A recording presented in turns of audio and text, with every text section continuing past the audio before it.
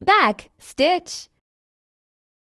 back stitch တာတော့နောက်ပြန်ထော်တာဖြစ်တဲ့အတွက်ကြောင့်မှာတော့ရှေ့ကိုနည်းနည်းကိုလိုချင်သလောက်စိုက်ရဲ့တဝက်ပေါ့နော်ကိုလိုချင်တဲ့ချီအစိတ်ကျဲရဲ့တဝက်လောက်ကိုရင်သွားနော်သွားပြီးတဲ့အခါကျရင်အဲ့နောက်ကိုရင်ထိုးလိုက်โอเคနော်ပြီးသွားလို့ရှိရင်သူကနောက်ပြန်သွားတာဖြစ်တဲ့အတွက်the ရှေ့ကိုနည်းနည်းပြန်လာနော်ကိုလိုချင်တဲ့အစိတ်ကျဲပေါ့နော်အစိတ်ကျဲကိုပြန်သွားပြီးရင်ခုနဆုံးခဲ့တဲ့နေရာကိုပြန်ထိုးအဲ့တိုင်းလေးပဲဆက်ထိုးသွားမှာပေါ့နော်အဲ့ဒီလိုပဲတနောက်ပြန်ဖြစ်တဲ့အတွက်ကိုလိုချင်တဲ့အစိတ်ကျဲကိုအရင်ယူပါ